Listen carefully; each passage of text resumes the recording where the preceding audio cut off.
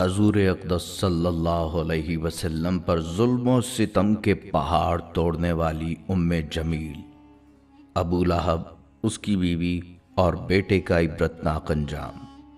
بسم اللہ الرحمن الرحیم۔ السلام علیکم دوستو، ام جمیل وہ عورت جو راتوں کو کانٹے چنتی تھی، لیکن پھولوں کے لیے نہیں بلکہ اللہ کے نبی حضرت محمد صلی اللہ علیہ وسلم کو زخمی کرنے کے لیے۔ وہ مرد جو رشتے میں چچا تھا لیکن کردار میں دشمنوں سے بھی بدتر نکلا۔ یہ دونوں میاں بیوی دن رات صرف ایک ہی مشن پر تھے، پیارے آقا صلی اللہ علیہ وسلم کو تکلیف دینا۔ لیکن کیا آپ جانتے ہیں کہ جنہوں نے آپ صلی اللہ علیہ وسلم پر ظلم کے پہاڑ توڑے، ان کا انجام کیا ہوا؟ آج کی ویڈیو میں آپ کو پتہ چلے گا کہ ام جمیل کون تھی، ایک عورت ہو کر وہ اتنی سنگ دل کیسے بن گئی، اور اس کے شوہر ابو لہب کا انجام کتنا عبرتناک ہوا۔ مرنے کے بعد اس کی لاش کے ساتھ ایسا کیا ہوا کہ لوگ اسے دفنانے سے بھی گھبرانے لگے، اور اس کا بدبخت بیٹا جس نے گستاخی کی انتہا کر دی تھی، اسے ایسی دردناک موت کیسے ملی کہ آج تک لوگ اس کے انجام سے عبرت لیتے ہیں۔ ناظرین گرامی، جسے تاریخ ام جمیل کے نام سے جانتی ہے، اس کا اصل نام عروہ بنت حرب تھا۔ یہ عورت قریش کے مشہور قبیلے بنو امیہ سے تعلق رکھتی تھی، جو اس وقت مکہ کے بااثر قبیلوں میں شمار ہوتا تھا۔ نسب کے لحاظ سے یہ عورت ایک معزز گھرانے میں پیدا ہوئی، لیکن دل اور کردار کے اعتبار سے یہ ظلم، بغض اور انتقام کا چلتا پھرتا نمونہ تھی۔ ام جمیل کا تعلق براہ راست آپ صلی اللہ علیہ وسلم کے خاندان سے نہیں تھا، بلکہ وہ حضرت ابو سفیان رضی اللہ تعالیٰ عنہ کی بہن تھی۔ اس کے باوجود اس کا دل آپ صلی اللہ علیہ وسلم اور آپ صلی اللہ علیہ وسلم کے خاندان کے لیے اتنی شدید دشمنی سے بھرا ہوا تھا کہ قریبی رشتہ دار ہونے کے باوجود اس کے دل میں نرمی یا رحم کی کوئی گنجائش نہ تھی۔ مکہ کی گلیوں میں ام جمیل کا مزاج سخت گیر اور زبان زہریلی مشہور تھی۔ اس کی عادت تھی کہ وہ نبی صلی اللہ علیہ وسلم کے خلاف محفلوں میں زہر اگلا کرتی اور خواتین میں بیٹھ کر آپ صلی اللہ علیہ وسلم کی کردار کشی کرتی۔ وہ نبی صلی اللہ علیہ وسلم سے اتنی شدید نفرت رکھتی تھی کہ اپنے گھر کا چین، اپنی راتوں کی نیند اور اپنی عزت تک داؤ پر لگا دیتی، بس ایک ہی مقصد کے لیے، محمد صلی اللہ علیہ وسلم کو تکلیف دینا، ان کی دعوت کو روکنا اور ان کے خلاف نفرت پھیلانا۔ ظاہری طور پر خوشحال اور طاقتور نظر آنے والی یہ عورت اصل میں حسد اور دشمنی کی آگ میں جلتی ہوئی ایک بے چین روح تھی، جو حق کی روشنی سے اندھی ہو چکی تھی۔ حضرت جندب رضی اللہ تعالیٰ عنہ فرماتے ہیں، ایک دن نبی صلی اللہ علیہ وسلم بیمار پڑے اور ایک یا دو راتوں میں تہجد کی نماز کے لیے نہ اٹھ سکے، تو ام جمیل نبی صلی اللہ علیہ وسلم کے پاس آئی اور کہنے لگی، محمد، میرا خیال ہے کہ تمہارے شیطان نے تمہیں چھوڑ دیا۔ اس پر اللہ تعالیٰ نے سورہ الضحیٰ کی یہ آیت نازل کی، قسم ہے دن کی روشنی کی اور رات کی جب وہ قرار پکڑے کہ آپ کے پروردگار نے نہ آپ کو چھوڑا ہے اور نہ وہ آپ سے خفا ہوا ہے۔ ناظرین، ام جمیل کا ظلم محض زبان تک محدود نہ تھا، بلکہ وہ عملی طور پر بھی آپ صلی اللہ علیہ وسلم کو تکلیف پہنچانے کی کوشش کرتی تھی۔ یہ عورت رات کی تاریکی میں آپ صلی اللہ علیہ وسلم کے راستے میں کانٹے بچھاتی تھی۔ اس کا مقصد یہ تھا کہ جب نبی صلی اللہ علیہ وسلم فجر کے وقت مسجد حرام کی جانب جائیں تو ان کے پاؤں زخمی ہو جائیں۔ اس دشمنی میں جب نبی صلی اللہ علیہ وسلم نے لوگوں کو اللہ کی وحدانیت کا پیغام دینا شروع کیا تو ام جمیل مکہ کی گلیوں میں پھرنے لگی۔ جہاں کہیں آپ صلی اللہ علیہ وسلم کی دعوت کی آواز پہنچتی، وہاں یہ عورت فوراً جا کر لوگوں کے دلوں میں زہر کھولنے لگتی۔ وہ نبی صلی اللہ علیہ وسلم پر نہ صرف جادوگر اور پاگل ہونے کے الزامات لگاتی، بلکہ یہ بھی کہتی کہ ان کا پیغام صرف قبیلوں کو آپس میں لڑانے کے لیے ہے۔ مفسرین نے لکھا ہے کہ ابو لہب اور اس کی بیوی ام جمیل باولے کتے کی طرح آپ صلی اللہ علیہ وسلم کے پیچھے لگے رہتے تھے۔ حضرت اسماء بنت ابو بکر رضی اللہ تعالیٰ عنہما فرماتی ہیں کہ جب حضور صلی اللہ علیہ وسلم پر سورہ لہب نازل ہوئی تو جمیل غصے سے پاگل ہو گئی۔ وہ تل ملا اٹھی جیسے کسی نے اس کے سینے پر پہاڑ رکھ دیا ہو۔ ہاتھ میں ایک پتھر اٹھایا اور پاگلوں کی طرح گلیوں میں چلتی ہوئی نبی کریم صلی اللہ علیہ وسلم کی تلاش میں نکل پڑی۔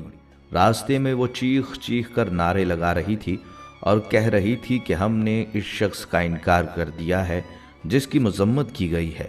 ہم محمد کے دین کو نفرت سے دیکھتے ہیں اور ہم اس کے حکم کو ماننے سے انکار کرتے ہیں۔ یہ کلمات دراصل اللہ کے محبوب صلی اللہ علیہ وسلم کے خلاف نفرت کا اظہار تھے، ایک کھلی گستاخی، ایک کھلا چیلنج تھا۔ اس وقت رسول اللہ صلی اللہ علیہ وسلم مسجد میں تشریف فرما تھے اور حضرت ابو بکر صدیق رضی اللہ تعالیٰ عنہ بھی ساتھ بیٹھے تھے۔ حضرت ابو بکر صدیق رضی اللہ تعالیٰ عنہ نے جب جمیل کو آتے دیکھا تو فوراً عرض کیا، یا رسول اللہ صلی اللہ علیہ وسلم، یہ بد زبان عورت آ رہی ہے، مجھے ڈر ہے کہ کہیں آپ پر ہاتھ نہ اٹھائے۔ آپ صلی اللہ علیہ وسلم نے نہایت اطمینان سے فرمایا، فکر نہ کرو، وہ مجھے دیکھ نہیں سکے گی۔ اور پھر آپ صلی اللہ علیہ وسلم نے تلاوت قرآن شروع فرما دی، وہی قرآن جس کی ایک آیت میں اللہ تعالیٰ نے صاف ارشاد فرمایا کہ جب نبی صلی اللہ علیہ وسلم قرآن مجید کی تلاوت کرتے ہیں تو ہم ان کے اور منکرین کے درمیان ایک پردہ ڈال دیتے ہیں۔ اور یہی ہوا۔ جمیل قریب آئی لیکن وہ آپ صلی اللہ علیہ وسلم کو دیکھ نہ سکی۔ اس نے حضرت ابو بکر صدیق رضی اللہ تعالیٰ عنہ سے پوچھا، تمہارا ساتھی کہاں ہے؟ اس نے میری ہجوم کی ہے۔ حضرت ابو بکر صدیق رضی اللہ تعالیٰ عنہ نے نہایت سمجھداری سے جواب دیا، اس گھر کے مالک کی قسم، میرے ساتھی نے تمہاری ہجو نہیں کی۔ یہ بات بظاہر سچ بھی تھی کیونکہ نبی صلی اللہ علیہ وسلم نے تو کچھ کہا ہی نہیں تھا۔ اصل میں تو جمیل کی ہجو خود رب کعبہ نے قرآن مجید میں کی تھی۔ یہ سن کر وہ عورت وہیں سے پلٹ گئی اور جاتے ہوئے غرور سے کہنے لگی، قریش کو اچھی طرح معلوم ہے کہ میں ان کے سردار کی بیٹی ہوں۔ جمیل صرف اکیلی نہیں تھی، اس کا شوہر ابو لہب بھی آپ صلی اللہ علیہ وسلم کے خلاف دشمنی میں ہر حد پار کر چکا تھا۔ لیکن ظلم کی یہ داستان یہی ختم نہیں ہوئی تھی۔ ابو لہب اور جمیل نے صرف نبی صلی اللہ علیہ وسلم کی ذات مبارکہ کو ہی نہیں بلکہ آپ صلی اللہ علیہ وسلم کی پاکیزہ بیٹیوں کو بھی اپنے انتقام کا نشانہ بنایا۔ حضرت رقیہ رضی اللہ تعالیٰ عنہ اور حضرت کلثوم رضی اللہ تعالیٰ عنہ پیارے آقا صلی اللہ علیہ وسلم کی دو بیٹیاں تھیں جن کا نکاح ابو لہب کے بیٹوں عتبہ اور عتیبہ سے ہوا تھا۔ یہ نکاح اس وقت ہوا جب آپ صلی اللہ علیہ وسلم نے ابھی اعلان نبوت نہیں فرمایا تھا۔ تاہم جب سورۃ المسد نازل ہوئی جس میں ابو لہب اور اس کی بیوی کی مذمت کی گئی تو ابو لہب اور جمیل نے اپنے بیٹوں پر دباؤ ڈالا کہ وہ رسول اللہ صلی اللہ علیہ وسلم کی بیٹیوں کو طلاق دے دیں۔ انہوں نے دھمکی دی کہ اگر انہوں نے طلاق نہ دی تو وہ ان سے تعلق ختم کر دیں گے۔ نتیجتاً عتبہ اور عتیبہ نے حضرت رقیہ رضی اللہ تعالیٰ عنہ اور حضرت کلثوم رضی اللہ تعالیٰ عنہ کو طلاق دے دیں۔ یہ طلاق محض آپ صلی اللہ علیہ وسلم سے دشمنی کی بنیاد پر دی گئیں، نہ کہ کسی ذاتی وجہ سے۔ یہ واقعہ اس بات کا ثبوت ہے کہ ابو لہب اور جمیل کی دشمنی کس حد تک بڑھ چکی تھی کہ انہوں نے اپنی بہوؤں کو صرف اس لیے طلاق دلوائی کہ وہ آپ صلی اللہ علیہ وسلم کی بیٹیاں تھیں۔ تاہم اللہ نے ان مظلوم بیٹیوں کے لیے بہتر راستے مہیا کیے۔ حضرت رقیہ کا نکاح بعد میں حضرت عثمان بن عفان رضی اللہ تعالیٰ عنہ سے ہوا اور ان کے انتقال کے بعد حضرت کلثوم رضی اللہ تعالیٰ عنہ کا نکاح بھی حضرت عثمان رضی اللہ تعالیٰ عنہ سے ہوا۔ اس طرح حضرت عثمان رضی اللہ تعالیٰ عنہ کو ذوالنورین کا لقب ملا، یعنی وہ شخص جس نے آپ صلی اللہ علیہ وسلم کی دو بیٹیوں سے نکاح کیا۔ بہرحال ناظرین گرامی، تاریخ میں اکثر لوگ ابو جہل کو اسلام کا سب سے بڑا دشمن سمجھتے ہیں، مگر گہرائی میں دیکھا جائے تو سب سے خطرناک دشمن ابو لہب تھا، جو کہ نبی صلی اللہ علیہ وسلم کا سگا چچا بھی تھا۔ اس کا اصل نام عبد العزہ بن عبد المطلب تھا، اور چونکہ اس کے چہرے پر ہر وقت ایک سرخی سی رہتی تھی اس لیے لوگ اسے ابو لہب یعنی شعلے والا کہنے لگے۔ جب حضور صلی اللہ علیہ وسلم کی پیدائش کی خبر پہنچی تو ابو لہب نے خوشی میں اپنی لونڈی صوبیہ کو آزاد کر دیا، لیکن یہ خوشی زیادہ دیر نہ ٹکی۔ جب نبی صلی اللہ علیہ وسلم نے نبوت کا اعلان کیا تو وہی ابو لہب جس نے کبھی خوشی منائی تھی اب سب سے بڑا دشمن بن کر سامنے آیا۔ ایک دن حضور صلی اللہ علیہ وسلم کا پیغام لے کر کوہ صفا پر چڑھے اور قریش کے سب سرداروں کو آواز دی۔ جب سب جمع ہو گئے تو آپ صلی اللہ علیہ وسلم نے فرمایا، اگر میں کہوں کہ اس پہاڑ کے پیچھے سے دشمن کا لشکر آ رہا ہے تو کیا تم میری بات مانو گے؟ سب نے کہا ہاں، ہم آپ کو ہمیشہ سچا پاتے آئے ہیں۔ تب آپ صلی اللہ علیہ وسلم نے فرمایا، تو پھر سن لو، میں تمہیں ایک عذاب سے ڈرانے آیا ہوں۔ بس یہی بات ابو لہب کو برداشت نہ ہوئی۔ وہ غصے سے چیخا، اے محمد، تمہارا برا ہو، تمہارے ہاتھ ٹوٹ جائیں، کیا اسی لیے تم نے ہمیں یہاں جمع کیا تھا؟ اسی موقع پر اللہ تعالیٰ نے سورہ لہب نازل فرمائی، جس میں ابو لہب اور اس کی بیوی کا نام لے کر لعنت کی گئی۔ قرآن مجید کی پوری تاریخ میں یہ واحد مقام ہے کہ کسی دشمن کا نام لے کر اس کی مذمت کی گئی ہو۔ اللہ تعالیٰ نے سورہ لہب کی پہلی آیت میں فرمایا، ہلاک ہو جائیں ابو لہب کے ہاتھ، اور وہ خود بھی ہلاک ہو گیا۔ اس سورہ میں ام جمیل کو حمالۃ الحطب کہا، یعنی لکڑیاں ڈھونے والی۔ علماء کرام کے مطابق اس کا مطلب یہ تھا کہ وہ دنیا میں آپ صلی اللہ علیہ وسلم کے لیے کانٹے بچھاتی تھی اور آخرت میں دوزخ کی آگ بھڑکانے کے لیے ایندھن جمع کرے گی۔ تاریخ میں یہ بات درج ہے کہ ام جمیل اسی طرح دنیا میں مری کہ اس کے گلے میں اس ایندھن کے گٹھے کی رسی جو وہ اٹھا کر لا رہی تھی پھنس گئی اور سانس رک کر دم نکل گیا۔ اس سورہ لہب سے صاف ظاہر ہے کہ اللہ تعالیٰ کے دشمن ضرور تباہ ہوں گے، خواہ وہ پیغمبر کے قریبی رشتہ دار ہی کیوں نہ ہوں۔ پیغمبروں کی رشتہ داری بھی انہیں عذاب سے نہ بچا سکے گی۔ ناظرین، ابو لہب کا انجام بھی عبرتناک تھا۔ جنگ بدر کے کچھ دن بعد جب قریش کے بڑے سردار قتل ہوئے تو ابو لہب پر ایک عجیب بیماری حملہ آور ہوئی جسے عرب عدسہ کہتے ہیں۔ یہ ایک قسم کا طاعون یا متعدی پھوڑوں کا مرض ہے۔ اس کا جسم گلنے لگا، پیپ بہنے لگی اور پورا خاندان اس سے دور ہو گیا، یہاں تک کہ 3 دن تک اس کی لاش گھر میں سڑتی رہی۔ کسی نے دفن کرنے کی ہمت نہ کی کیونکہ بیماری سے بچنے کے خوف سے سب بھاگ گئے۔ آخرکار قریش کے کچھ غلاموں کو پیسے دے کر کہا گیا کہ لکڑیوں سے اس کی لاش کو گھسیٹ کر مکہ سے باہر لے جائیں اور وہاں ایک گڑھے میں پھینک کر اوپر پتھر ڈال دیں۔ یہ تھا اس شخص کا انجام جس نے نبی رحمت صلی اللہ علیہ وسلم کے خلاف اپنی ساری زندگی لگا دی، اور ام جمیل بھی ایڑیاں رگڑ رگڑ کر مری، اور اللہ تعالیٰ نے ارشاد فرمایا، اس کی گردن میں مونچھ کی رسی ڈال کر اسے جہنم میں پھینکا گیا۔ وہ اپنے قیمتی ہار پر فخر کیا کرتی تھی اور ڈینگیں مارتی تھی کہ میں یہ قیمتی ہار بیچ کر محمد صلی اللہ علیہ وسلم کی مخالفت میں لگا دوں گی۔ اللہ تعالیٰ نے اسی گردن میں وہ توق ڈالا جس سے شیطان بھی پناہ مانگتا ہوگا۔ بلکہ ام جمیل کا ایک ناپاک بیٹا عتیبہ، جس کے اندر ماں باپ کی طرح ہی گستاخی کا زہر بھرا تھا، وہ بھی بالآخر کتے کی موت مرا۔ راوی حبار بن اسود اس ہولناک انجام کا آنکھوں دیکھا حال کچھ یوں بیان کرتے ہیں کہ ابو لہب اور اس کا بیٹا عتیبہ ملک شام کے سفر پر روانہ ہونے والے تھے۔ میں بھی اسی قافلے میں تھا، مگر سفر پر نکلنے سے پہلے ہی عتیبہ نے کفر و غرور کی زبان میں کہا، خدا کی قسم میں محمد کے پاس جاؤں گا اور اس کے رب پر ایمان رکھنے کی پاداش میں اسے تکلیف دے کر رہوں گا۔ اور وہ واقعی نبی صلی اللہ علیہ وسلم کے پاس گیا۔ بدبخت نے گستاخی کی انتہا کرتے ہوئے کہا، اے محمد، میں اس بات کو نہیں مانتا جس کے بارے میں تم کہتے ہو کہ وہ قریب آیا، یہاں تک کہ 2 کمانوں کے فاصلے پر رہ گیا۔ لیکن وہ صرف زبان سے نہیں رکا، نبی صلی اللہ علیہ وسلم کے چہرہ انور کی طرف تھوکا، استغفر اللہ، مگر سبحان اللہ، وہ ناپاک تھوک چہرہ اطہر پر نہ گر سکا بلکہ دور جا کر گرا۔ نبی صلی اللہ علیہ وسلم نے تکلیف محسوس کی لیکن ہاتھ نہیں اٹھایا۔ زبان سے بد دعا نکلی، اے اللہ، اپنے کتوں میں سے کسی کتے کو اس پر مسلط فرما دے۔ عتیبہ جو اپنے آپ کو کوئی کارنامہ سر انجام دے کر آیا سمجھ رہا تھا، خوشی خوشی باپ کے پاس پہنچا۔ ابو لہب نے پوچھا، بیٹے تو نے کیا کہا محمد سے؟ اس نے تفصیل سنائی اور بد دعا کا ذکر کیا۔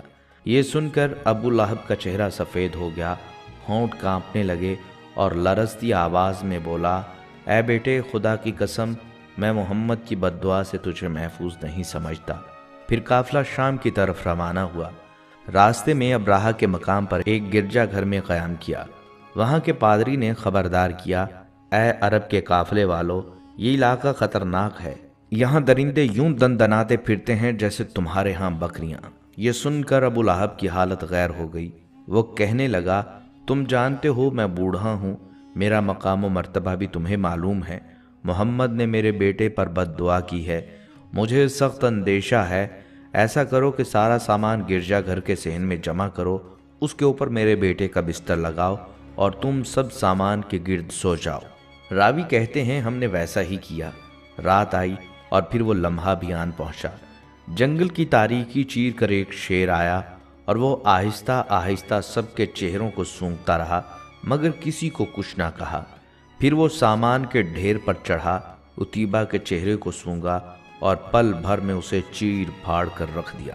ابو لہب سر پکڑ کر بیٹھ گیا اور وہی کہتا رہا، میں جانتا تھا میرے بیٹے کو محمد کی بد دعا کبھی نہیں بخشے گی۔ ناظرین گرامی، یہ صحیح ہے کہ حضور صلی اللہ علیہ وسلم کمال و درگزر اور معاف فرمانے والے تھے، لیکن حدیث شریف میں ہے کہ حضور صلی اللہ علیہ وسلم نے اپنی ذات کے تعلق سے کسی سے انتقام نہیں لیا، لیکن اللہ تعالیٰ کی حرمتوں کو پامال کرنے کے سبب سزا دی۔ آپ کو یاد ہوگا فتح مکہ کے عظیم موقع پر جب کفار مکہ صرف اسی انتظار میں گردنیں جھکائے کھڑے تھے کہ کب ہماری موت کا پروانہ جاری ہو، لیکن چشم فلک نے دیکھا کہ اللہ کے نبی صلی اللہ علیہ وسلم نے نہ صرف انہیں معاف کر دیا بلکہ اپنے اس وقت کے سب سے بڑے دشمن ابو سفیان کو یہ کہہ کر عزت بخشی کہ جو اس کے گھر میں داخل ہو جائے اس کے لیے امان ہے۔ اس موقع پر چند افراد ایسے بھی تھے جن کے بارے میں رحمت للعالمین حضرت محمد مصطفیٰ صلی اللہ علیہ وسلم نے یہ ارشاد فرمایا کہ یہ بیت اللہ کے پردے پیچھے بھی چھپے ہوں تو انہیں وہاں بھی قتل کر دیا جائے۔ یہ بدبخت افراد جن کے بارے میں آپ صلی اللہ علیہ وسلم نے اپنی زبان اطہر سے موت کا حکم جاری فرمایا، یہ ایسے افراد تھے جنہوں نے گستاخی رسول جیسے کبھی جرم کا ارتکاب کیا تھا، اور یہ ایسا جرم ہے کہ جس کی سزا صرف اور صرف موت ہے، اور اس سزا کو معاف کرنے کا اختیار اللہ تعالیٰ نے نبی صلی اللہ علیہ وسلم کو بھی نہیں دیا۔ بلکہ دوستو، گستاخان رسول صلی اللہ علیہ وسلم کے انجام کے حوالے سے ہم چند مزید واقعات بھی عرض کریں گے تاکہ ہمیں یہ اندازہ ہو سکے کہ اسلام میں اس جرم کی سزا کیسے گستاخان رسول صلی اللہ علیہ وسلم کو ملی اور وہ کس کس طرح اپنے انجام کے ہاتھوں دوچار ہوئے۔ اللہ کے نبی صلی اللہ علیہ وسلم کے دور میں آپ صلی اللہ علیہ وسلم کی عدالت میں ایک کیس پہنچا کہ ایک عورت کو کسی نے قتل کر دیا جبکہ قاتل کا کوئی سراغ نہیں مل رہا تھا۔ اللہ کے نبی صلی اللہ علیہ وسلم کی اس عدالت میں بہت سے لوگ جمع تھے۔ آپ صلی اللہ علیہ وسلم نے فرمایا کہ جس کسی نے بھی اس عورت کو قتل کیا میں اسے حکم دیتا ہوں کہ وہ کھڑا ہو اور قتل کی وجہ بیان کرے۔ آپ صلی اللہ علیہ وسلم کے حکم پر ایک نابینا صحابی کھڑے ہوئے اور فرمایا، یا رسول اللہ صلی اللہ علیہ وسلم، مقتولہ میری لونڈی تھی، اس کے بطن سے میرے 2 بچے ہیں، یہ میرا اور میرے بچوں کا سہارا تھی، وہ مجھے روزانہ گالیاں دیتی تھی، میں برداشت کرتا تھا، لیکن کل شب اس نے آپ صلی اللہ علیہ وسلم کی ذات اقدس کے بارے میں توہین آمیز الفاظ کہے، مجھے یہ برداشت نہ ہو سکا اور میں نے بھالا پکڑ کر اس کے پیٹ میں اتار دیا۔ صحابی کی بات سن کر آپ صلی اللہ علیہ وسلم نے فرمایا، اس پر اس قتل کا بدلہ واجب نہیں ہے بلکہ اللہ کی طرف سے اس کے لیے ثواب ہے۔ اسی طرح مدینہ میں ایک مالدار یہودی تھا جس کا نام قعب بن اشرف تھا۔ یہ اس قدر خبیث انسان تھا کہ اللہ تعالیٰ کے نبی صلی اللہ علیہ وسلم کی توہین کو اس نے اپنا وتیرہ بنا لیا تھا، جس پر آپ صلی اللہ علیہ وسلم کو اس سے تکلیف تھی۔ ایک مرتبہ اس نے آپ صلی اللہ علیہ وسلم کی ذات اقدس کے بارے میں گستاخانہ ہجو کی۔ آپ صلی اللہ علیہ وسلم نے اس کا جواب دینے کے لیے اس وقت کے عظیم شاعر اسلام حضرت حسان بن ثابت کو کھڑا کیا اور فرمایا، حسان اٹھ کھڑا ہو اور اپنے نبی کی گستاخی کا جواب دے۔ حضرت حسان رضی اللہ تعالیٰ عنہ کھڑے ہوئے اور ابھی سوچ ہی رہے تھے کہ گستاخ کی گستاخی کا جواب کن الفاظ میں دیں کہ اللہ کے نبی صلی اللہ علیہ وسلم نے دعا فرمائی کہ یا اللہ، حسان کی روح الامین یعنی حضرت جبرائیل علیہ السلام کے ساتھ مدد فرما کہ یا اللہ حسان رضی اللہ تعالیٰ عنہ کی روح الامین حضرت جبرائیل علیہ السلام کے ساتھ مدد فرما، اور پھر حضرت حسان کی زبان سے اس قدر عمدہ نعت نبی صلی اللہ علیہ وسلم کے لیے نکلی کہ مدینہ کی پہاڑیاں بھی جھوم اٹھیں۔ حضرت حسان رضی اللہ تعالیٰ عنہ نے فرمایا کہ میری آنکھوں نے آپ صلی اللہ علیہ وسلم سے زیادہ حسین و جمیل آج تک نہیں دیکھا، کسی ماں نے آپ صلی اللہ علیہ وسلم سے بڑھ کر حسین بچہ نہیں جنا، اور مدینہ کے یہودی تو آج کائنات کی سب سے خوبصورت ہستی آپ صلی اللہ علیہ وسلم کی گستاخی کرتے ہیں۔ سن، میں اور میری آئندہ نسلیں اپنے نبی صلی اللہ علیہ وسلم کی گستاخی کا جواب دینے کے لیے تیرے خلاف تلوار اٹھائیں گے۔ ناظرین، ان تمام واقعات کو بیان کرنے کا مقصد یہ تھا کہ توہین رسالت کے ارتکاب کی سنگینی کی وضاحت کے ساتھ ایک مسلمان امتی کے اس حوالہ سے فرائض کا اندازہ ہو سکے۔ گستاخی رسالت کے اس گمبھیر سلسلہ کو جہاں احتجاج اور مذمت سے روکنے کا سلسلہ جاری ہے، وہاں عشق رسول صلی اللہ علیہ وسلم کے جذبے سے سرشار وہ افراد بھی کسی سے پیچھے نہیں جو اپنے علمی اور تحقیقی صلاحیتوں کے مطابق ویڈیوز بنا کر وائس اوورز کے ذریعے یا تصویری انداز میں گستاخی کے خلاف رد عمل اور مجرموں کی سزا کا مطالبہ مسلسل پیش کرتے رہتے ہیں۔ امت مسلمہ کے مذہبی اور سیاسی رہنماؤں کا دینی فریضہ ہے کہ وہ پہلے شاتم رسول مسیلمہ قذاب، اسود مرزا قادیانی، شیطان رشدی اور تسلیمہ نسرین جیسے بد کرداروں کے پیچھے کار فرما ملعون طاقتوں کے بدنما چہروں سے پردہ کشائی کے ساتھ ساتھ اس کافرانہ سازش کے خاتمے کے لیے مدلل اور قابل عمل اقدامات کریں، اور مسلمانان عالم کو ان کی دینی اور مذہبی ذمہ داریوں سے آگاہ کریں۔ ناظرین، ہمیشہ یہ بات ذہن میں رہے کہ جو شخص ظلم، جلن اور نفرت کے راستے پر چلتا ہے اس کا انجام کبھی بھی اچھا نہیں ہوتا۔ تاریخ ہمیشہ ان لوگوں کو یاد رکھتی ہے جو سچائی، انصاف اور بھلائی کے راستے پر چلتے ہیں، وہی لوگ ہمیشہ زندہ رہتے ہیں۔ سب سے بڑھ کر آج کی یہ ویڈیو ہمیں سکھاتی ہے کہ نبی صلی اللہ علیہ وسلم کی گستاخی کبھی بھی معاف نہیں کی جا سکتی۔ جو شخص آپ صلی اللہ علیہ وسلم کی عزت پر حملہ کرتا ہے وہ ہمیشہ بدترین انجام کا شکار ہوتا ہے۔ ہمیں چاہیے کہ آپ صلی اللہ علیہ وسلم کی تعلیمات پر عمل کریں اور اپنی زندگی کو سنت نبوی کی روشنی میں ڈھالیں۔ آمین یا رب العالمین۔